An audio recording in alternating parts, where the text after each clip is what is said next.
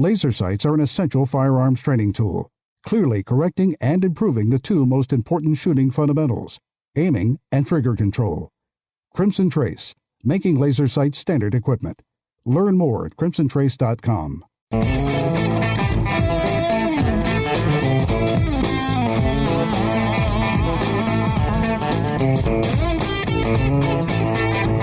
The #1 national voice in defense of your Second Amendment rights. Gun Talk, available on iTunes and on the free GunDealio smartphone app for Android and iPhone. To be on the air with Tom, call us now, 866-825-5486 or 1-TOM-TALK-GUN. Now, here's Tom.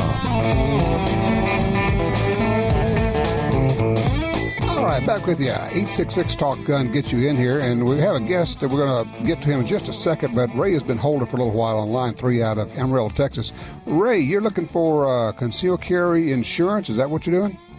Yes, I wasn't sure which one was best or what, and I thought you would know a little more about them. It is a little bit confusing, and there are a lot of options out there. And of course, the NRA just entered this field, which, from my perspective, was disappointing, because why would they want to enter the field and compete with other people who are already in the firearms? It's like they decided to make guns or something. You know, how would people feel about that? But that's, I will tell you what I do. Okay, here's the deal. I belong to or subscribe to or whatever it is, purchase coverage from the Armed Citizens Legal Defense Network. On the internet, just look for armedcitizensnetwork.org. The nice part is they have a page there where they compare the different coverages you get. And they have the NRA's coverage in there too. It says, okay, this is what you get when you buy that, and you can look at them and all.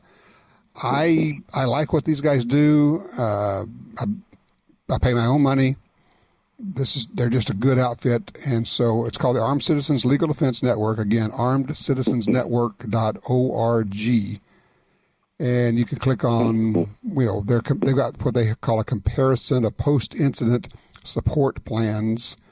And I'm looking here, they've got USCCA, Second Call Defense, NRA Carry Guard, and their plan. So you can take a look at it and figure out which one suits you. Okay. Okay. Very good. I appreciate the call. You take care. All right. You may not be aware of this, but you are going to be in just a moment.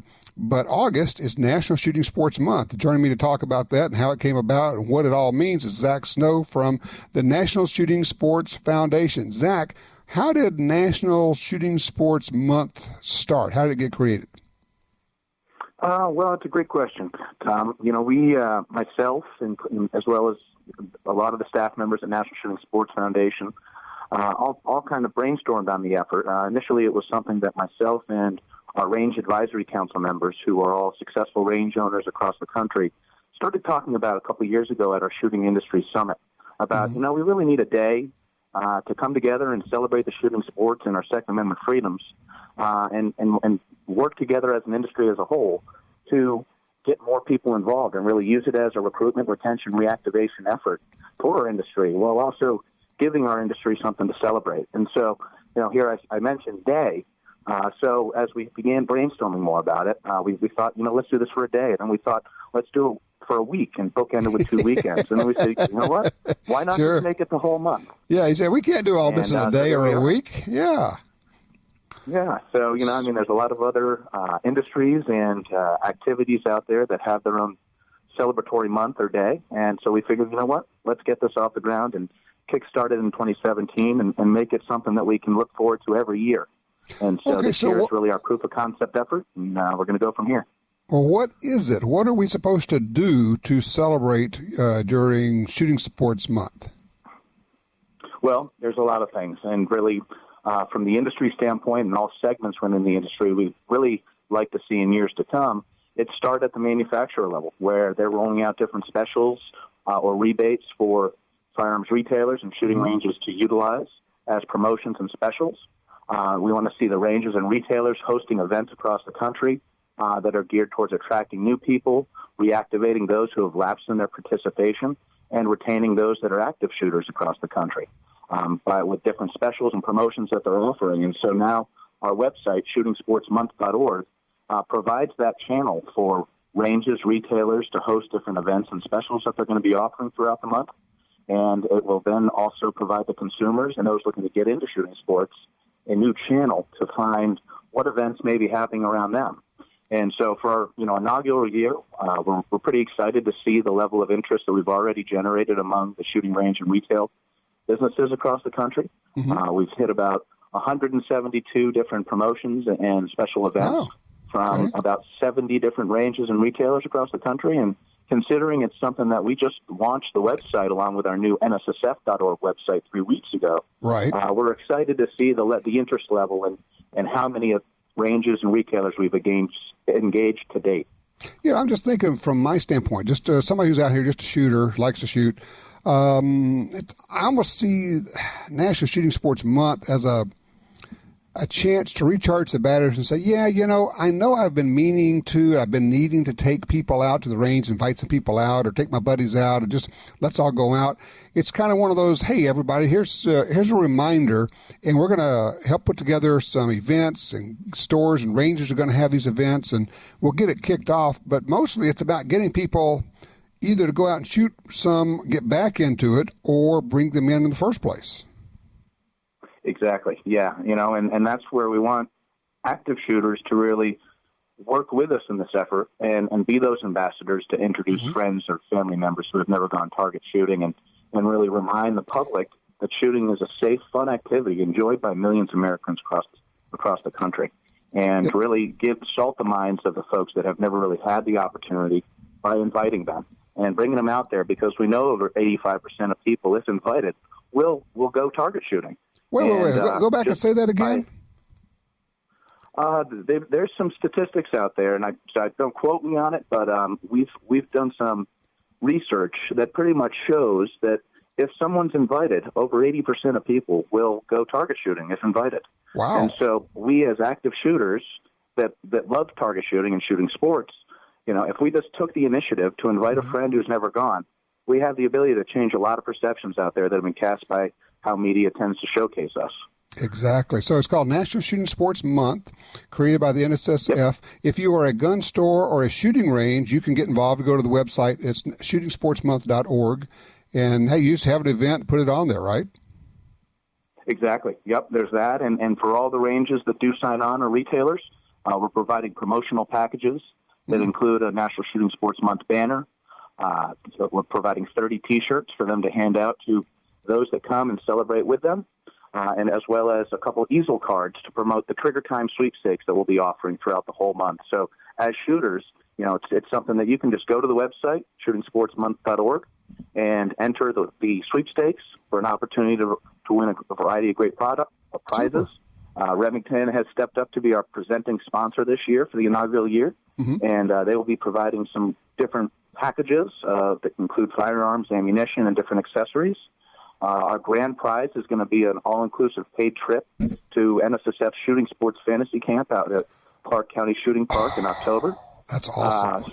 A lot of fun things going on, and we're excited to see more and more ranges, retailers, and manufacturers jumping on board every day of the month. It's going to be something that we'll have social media going out on a daily basis, something that we encourage participants to use the hashtag Let's Go Shooting and share their experiences when they go out to participate and celebrate shooting sports this August. Sounds good. The hashtag is Let's Go Shooting on the web. It is shootingsportsmonth.org. Zach, thank you so much. It's a great idea, great program, and I know we all need to get involved and we kind of redouble our efforts to get people out there. Thank you, my friend. You take care. For those who are wondering, yes, certainly we are advancing the shooting sports. We're helping gun rights, but I'll tell you something else that we do with all of this. We are preserving a culture. Think about that. We're preserving our culture, the culture that you grew up with, that I grew up with, that we enjoy, that we appreciate. That's what we really are doing when we introduce people to the shooting sports. All right, open lines. What have you been shooting? Have you been out to the range? And are you about to buy a gun? Tell me about it. I want to know. 866-TALK-GUN.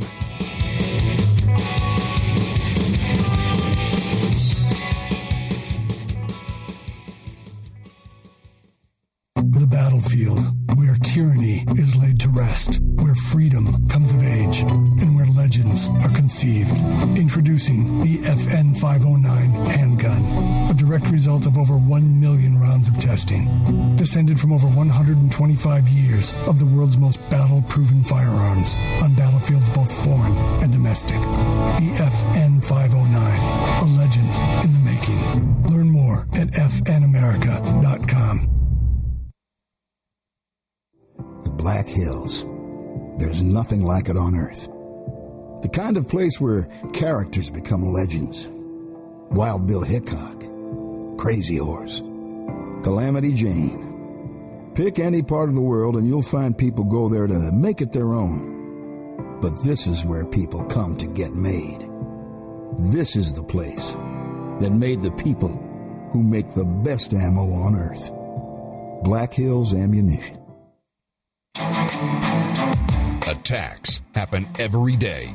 How will you react? See real people put into real-life criminal attack situations on First Person Defender. Discover what works and what doesn't. Kidnapping, ATM robbery, home invasion, and other attacks. Learn how to save your life and the lives of your family. Get the entire first season on DVD at shopguntalk.com. Get prepared. shopguntalk.com. For 36 years, the U.S. Sportsmen's Alliance has been fighting to protect hunting, fishing, and trapping for sportsmen from coast to coast. Today, we are under constant attack from extremist animal rights groups who want to end your ability to hunt in the U.S. Join us to protect our sporting heritage and our way of life outdoors. To join or for more information on how you can help, go to ussportsman.org. That's ussportsman.org. You use Slip 2000's full line of gun lubricants, including EWL and EWL30, because you know your guns deserve the best available. It's time to add Slip 2000's Carbon Killer Gun Cleaner. Carbon Killer dissolves carbon and lead on contact, is not toxic, and reusable. Carbon Killer works on all weapons, including handguns, rifles, and machine guns, plus silencers and compensators. Slip 2000. We're all about gun care. Learn more at slip2000.com.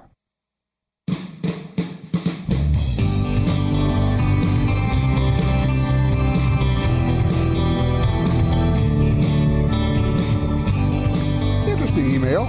Matt writes in, says, love the show. Thanks for everything you do. I'm listening to the podcast and I heard a caller ask about storing his ammo in his hot Texas shed.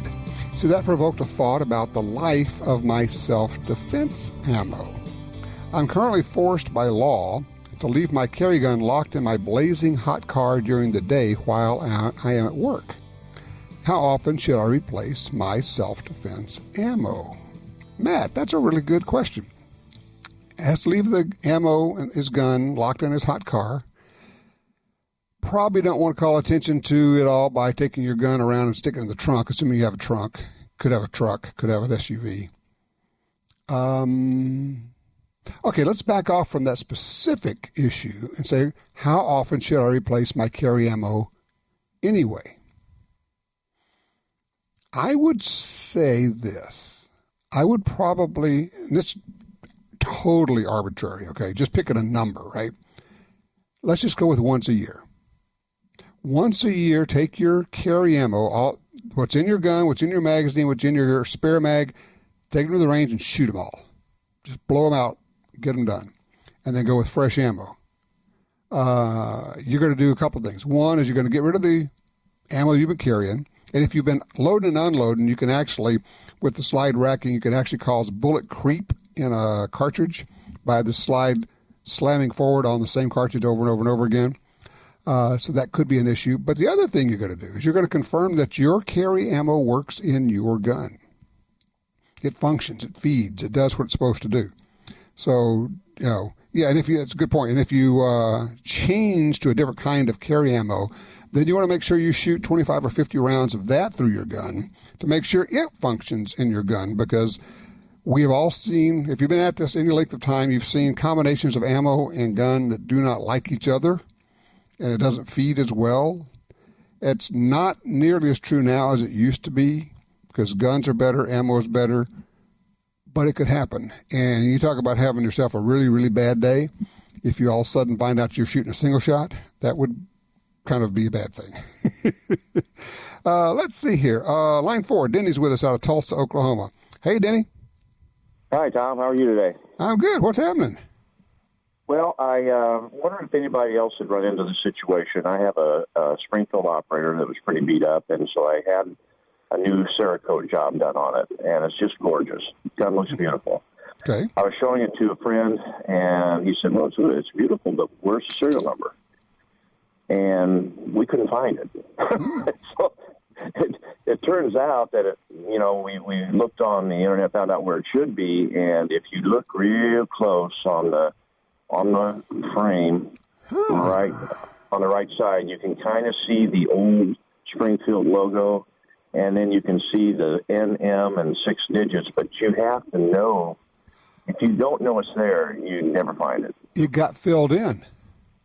Yeah, pretty much. And have you ever had that happen to you? Or do you I have never even thought about it. And as you're explaining it, I'm going, wow, that's interesting, because there obviously are laws about obliterating a serial number. Now, it's not obliterated. It's basically painted over with Cerakote. And that could be removed, and you could find it in there. But the other thing is the lettering on the slide is crisp and beautiful. There's something about the way Springfield applied their logo and the serial number that just doesn't work for some reason. Of course, I didn't know that going into it. Yeah, no kidding. I am at a loss. I'm. I hate to tell you. Well, look, all you need is some sandpaper, man. Just wipe that off after you got this beautiful Cerakote finish on your gun. At the same time, what you don't want to do is, I get it. The odds are extremely low, but you run into a situation where a police officer is doing a traffic stop, looks at it and goes, man, you don't have a serial number on this gun. That's a violation of federal law. Okay, here we go. I don't know. Can you keep listing? I'm going to ask if anybody has any thoughts, if anybody's had this happen before, because I've not run into that. It's a good thought. You know what you might want to do? Have you checked with Cerakote to see if they run into this or what they recommend? No, but I will. That's a good idea. Yeah, they're out in Medford, Oregon. Good people, really understand the business. I've been out to their place there. I would give them a holler and say, look, this is what I'm seeing. And they may say, oh, okay, that may be a... Now, you had that done with a local applicator, right? Somebody who does the Cerakote? Yes, It's possible it's thicker than it should be. I don't know if that's the case, but certainly I think maybe that would be my first call, would be to Cerakote. Say, look, this is what I got. Send them a picture. Now that we have our cameras in our pockets all day long on our phones, I'd shoot them a picture and say, this is what I've run into. Have you run into this before? Is this something we should do something about? And do me a favor, when you hear back from them, let me know what you find out, okay? Sure will. Okay, very good. Look, I appreciate that. You take care. That's a different one. That is a really weird one. I do like Cerakote. I had it applied to a Ruger American rifle, trying to build a kind of a lighter hunting rifle. And that's the one I have in the 7mm08. Thinking about using that one for the hunt this fall, doing a mule deer hunt. Haven't quite decided. We may have, I hate to say this, okay? We may have too many choices. At times, it is paralyzing because you think, well, what? But there's the 6.5 Creedmoor. Yes, there is. Somebody said, well, you could take a Ruger precision rifle. No, not walking up down mountains. I'm not. I'm going to go with the smallest, lightest thing. The 7mm08 is great. And look, I get it, okay? Before anybody calls in and says, I understand this. The difference between a 6.5 Creedmoor and a 7mm08 is nothing. And you could also throw in there the 308, the 30-06, the 270, the 264s, the 243s. They'll all take a deer. All right. You put the bullet in the right place and it will. Magnums, sure, just even more so. I think we talked about this. There was a great explanation about magnums, and it says what magnums do is get you a little further down the road as far as effectiveness. So if, say, take a 308. If a 308 is a certain velocity at 300 yards, then a 300 Magnum is probably that velocity at 400 yards.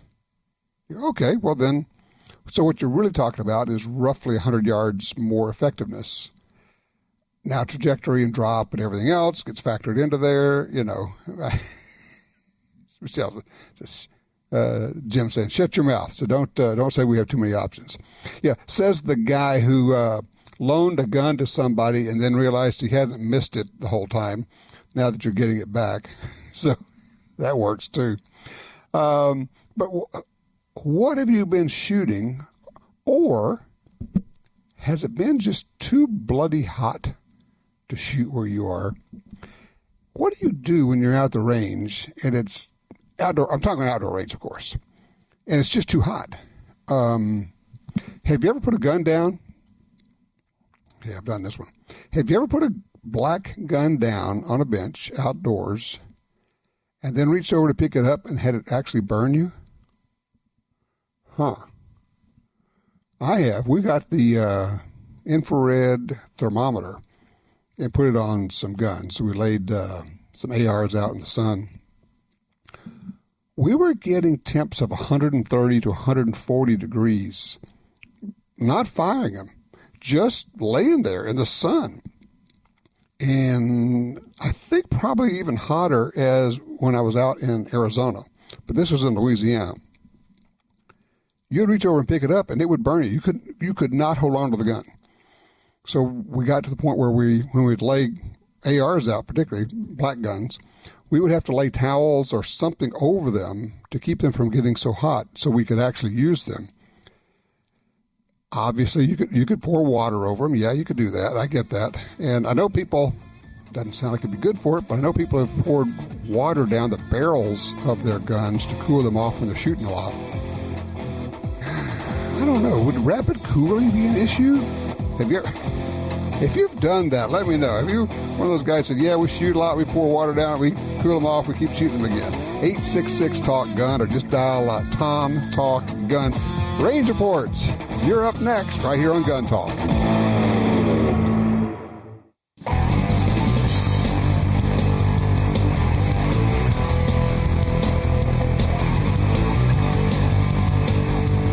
Sign up for our Gun Talk newsletter and join the Truth Squad at www.guntalk.com. Now, back to Gun Talk with Washington Times opinion page regular contributor Tom Gresham.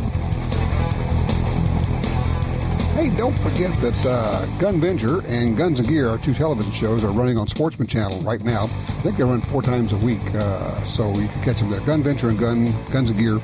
We've been doing a lot of fun stuff there. I think you'll enjoy them. Also, you can see our videos, let's see, on YouTube, Roku, Amazon Fire, Apple TV, a lot of different ways. Oh, yeah, you can also catch up on a lot of the things we're doing on our Facebook page, because we're doing, and look for Gun Talk Media on Facebook. We're doing a lot of live videos there, so a lot of ways to catch up with what we're up to. We're just had a shark and hog hunt together. It's pretty whacked out. It's a lot of fun stuff there.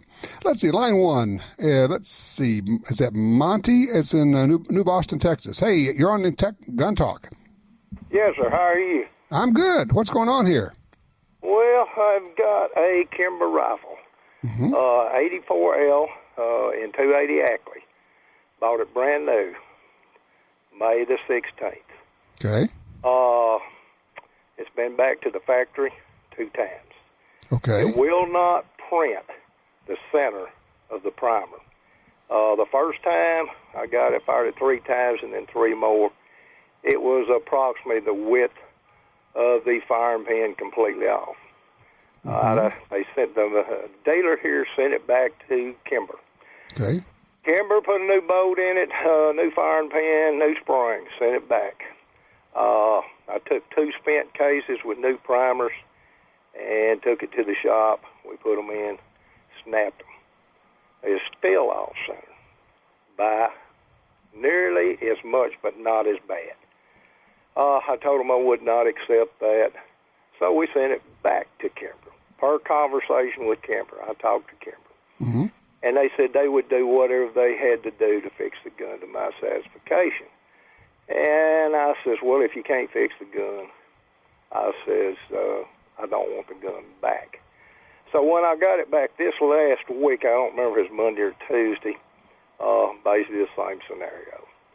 I told the dealer here, I said, we've been dealing with this. I said, they've shot the gun more than I have. I've shot it a total of 7 times. They've shot it. Oh, wait. Hold on. You shot the gun 7 times? Yes, sir. How's the gun shoot? Well, fire. You don't know how the gun shoots. You've only shot it 7 times. Well, yes, but you know what I'm looking at? It's not in the center. Why do you care? Do I have a bore off center? Do I have a bolt off center? Or do I have locking lugs? It's not meeting. It's kicking the bolt around crooked. All right, 100 years ago. Here's the point. Wait. Here's the question. Why do you care? Well, I'm like this. I'm the old school. If we're going to build something, let's build it right. If we're going to be center, it's be center. So I'm just serious now. You're more concerned with where the firing pin's hitting than where the bullet's hitting. Well, I'm understanding, if it's not hitting in the center, we could get a misfire. And it's not saying we're going to get a misfire every now and then, but we could get a misfire. Well, that stuff can happen. We could get hit by asteroids, too. Yes, we could. I got to tell you, I understand on the one hand you're saying, well, it ought to be perfect. On the other hand, it's a mechanical device. I guess the bottom line is, if you say this is not acceptable, and if Kimber says we are going to make it right for you, then yeah, you ought to get your money back somehow, make that thing right. And now, let me ask you another question. I'm sure you own some other rifles. Have you looked at the firing pin hits of all your rifles? I own several rifles, and my Tankus, if that's correct, every one of them print in the center. Okay. Well, I mean, you got to do what you got to do. It is not something I would care about. I wouldn't bother me in the slightest. All I care about is where the bullet goes. But hey, you know what? You got to figure it out. I appreciate that, and they said they're going to take care of it. I'm sure they will. Line 2, Brian, Florence, Kentucky. Looking for a gun for your wife? Yes, sir. Along the lines of August is introduce somebody to shooting month. I'd like to buy her a gun to go with me to bust some clays. Okay. And our future instructor says buy her a 12 gauge and spend the money for a Beretta A400 because of its light kicking nature. And they're a little pricey. Don't get me wrong, but I wanted your advice on how to fit a woman. She's 5'7", 120, 130, and just not a very big person. What's the right way to go? Tell me more about what kind of shooting. Are we going to be doing competitive clay target shooting, or are we just going to go out and break targets now? Her and I just have a fun, enjoy 75 rounds on a Saturday afternoon, each of us. Okay. Nothing competitive. I already have an over and under, so I'm thinking semi-auto for her, and I really would like 12 gauge because I only have one size of shotgun ammunition in the house, and I could set up my reloader for it and just be a 12 gauge family. That's not the way to go. That's just I don't know who your instructor is and why he's saying 12 gauge. That makes no sense. It just makes no sense. Get her 20 gauge semi-auto. 20 gauge is going to have less recoil. It will break every clay target you can hit. You can break targets at 60 yards with a 20 gauge. And then it's not a big deal to have 2 different kinds of ammo around. I have 50 different kinds of ammo around, 50 different cartridges and gauges, at least. Now let's talk about fitting your wife for shooting. Let's see. Yes. You are in Florence, Kentucky. Yes, sir. To really get her a good gun fit, you go to a gun fitting expert, somebody who will be able to alter the stock. Okay. Does she shoot left or right-handed? Right-handed. Have you checked to see if that's her master eye? I I have not. I have not made her do the triangle thing, but I will right after we get off the phone. Because if it's not, then try to get her to change to the other eye, to the master eye. Okay. It is imperative that the gun not be too heavy and that the stock not be too long. At 5'7", she is kind of on the borderline. I would be possibly looking at a youth shotgun that has a 1-inch shorter length of pull. Standard is 14 inches. I would look for something with a 13-inch length of pull, would be my guess. Okay. This is all assuming you're not going to go to a gun fitter. If you go to a gun fitter, don't worry about it. They're going to cut the stock off. They're going to do what they need to do. But it's a several $100 proposition to get the gun fitted correctly. Okay. As to brand, I don't care. Nope. I mean, honestly, I would get a gas-operated semi-auto. I would, and honestly, with 20 gauge, it probably doesn't even matter there. A Benelli, a Beretta. Mossberg actually has some real nice semi-autos. Remington. I mean, I would just find one that you like. Frankly, I would find one that she likes. I would let her pick it out. Well, you shouldn't actually be picking out the gun. I would let her pick one out. But I would absolutely make it a 20 gauge. There's no sense in beating somebody up with 12 gauge on this. And you can't shoot. I mean, the little Aguila mini shells are great, but you can't shoot them in semi-auto. They won't feed. So you're going to have to go, with whatever the loads are. But that's what I would do. I would go to 20 gauge semi-auto, and I would run it that way. All right, look, I appreciate the call, sir. I got to run. I have run over my time again. 866-TALK-GUN gets you in here. I'm Tom Gresham. This is Gun Talk. It's pure shooting fun for the whole family. The Smith & Wesson M&P 1522 Sport, a .22 rifle on an AR platform. The new, slim, easy-to-accessorize M&P handguard combined with Magpul M-Bus folding sights help you get shooting right out of the box. Lightweight, reliable. The M&P 1522 Sport from Smith & Wesson. Learn more at smith-wesson.com. Hi, this is Tom Gresham from Gun Talk. America is losing critical wildlife habitat at a rate of 1 football field every hour. It's happening on the Louisiana coast, but it's critical to all sportsmen and conservationists. These precious wetlands provide winter habitat for more than 10 million ducks and geese annually, waterfowl that migrate north through dozens of states. Don't shrug it off. Get involved. You can help. Visit vanishingparadise.org. Are you looking for a place to shoot? The National Shooting Sports Foundation has a great website called wheretoshoot.org. It's the largest database of shooting ranges on the internet. It's also a great resource for shooters where you can find video tips, printable targets, and a lot more. Find it online at wheretoshoot.org. And while you're there, download their free iPhone app. That's wheretoshoot.org. Since 1937, Ducks Unlimited has led the charge on wetlands and waterfowl conservation.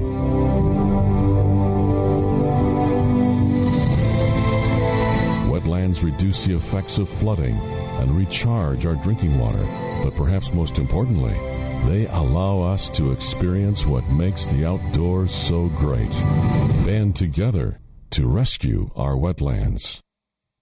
The Springfield Armory SOCOM 16 CQB is a serious package of .308 firepower with a long military background. 10 inches shorter than the standard M1A with the standard 10-round or the optional 20-round magazine. It's a thunderous close-quarters battle rifle that stops, fights, fast. Ghost ring rear and tritium front sights with a 5-position adjustable cheek piece. The SOCOM 16 CQB is ready for anything. Springfield-Armory.com.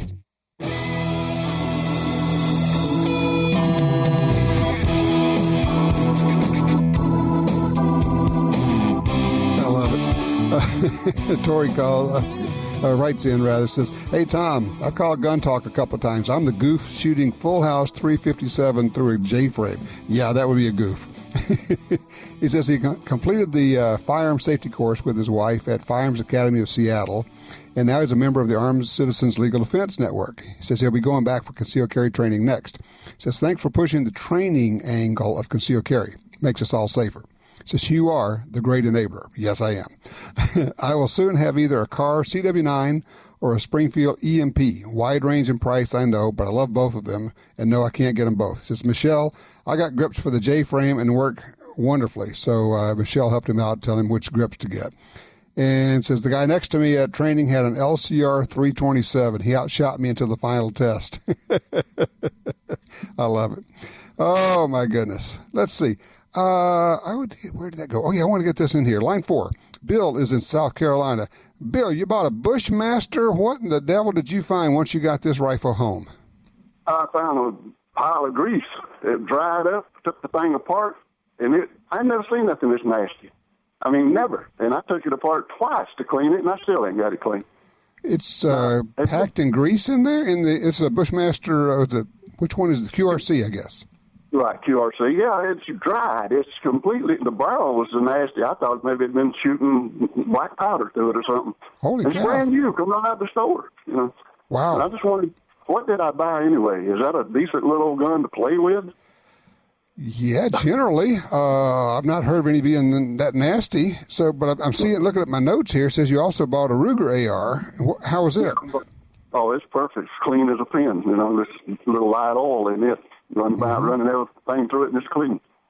But I can understand that. I tore this Bushmaster down twice. I haven't shot either one of them. Just bought it 2 or 3 weeks ago. But I never heard of a gun being this nasty. I mean, you think I'm exaggerating, I'm sure, but I'm not. I'll be darned.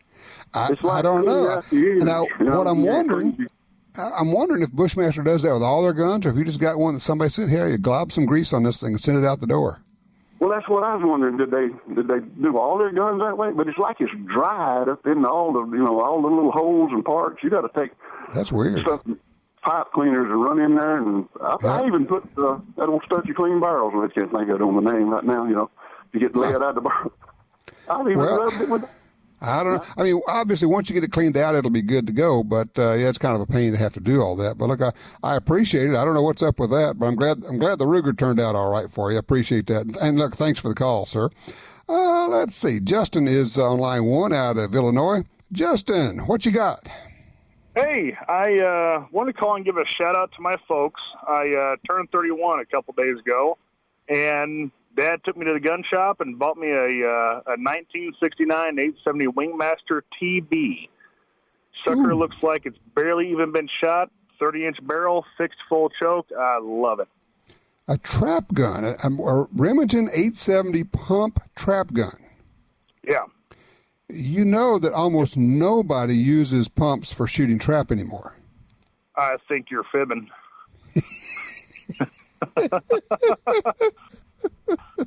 Well, here's one thing I can tell you.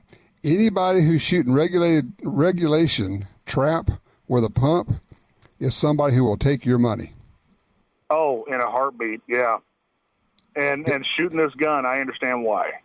Yeah, because it's somebody who knows what they're doing. I mean, I've done it, and Ray Elgin, my good buddy, who shot somewhere between 500,000 and 1 million rounds of trap with a pump, by the way.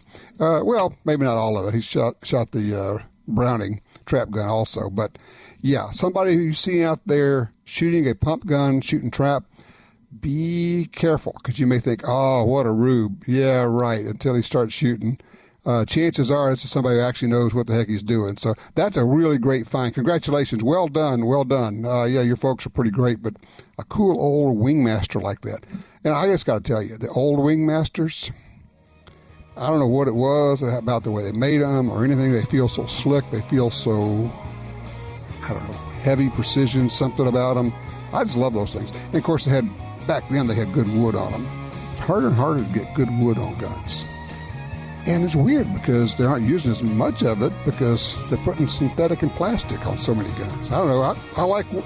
Do you like wood on your guns, or do you prefer plastic?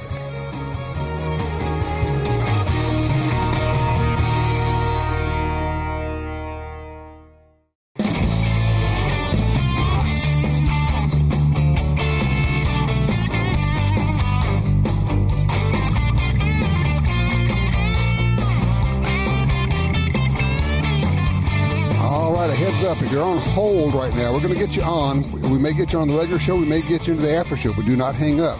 If you'd like to be a part of the after show, give us a call right now at 866-TALK-GUN, and we can slide you in there. Let's see, Anna's on line 3 out of North Dakota. Hey, Anna, what'd this guy buy for his wife?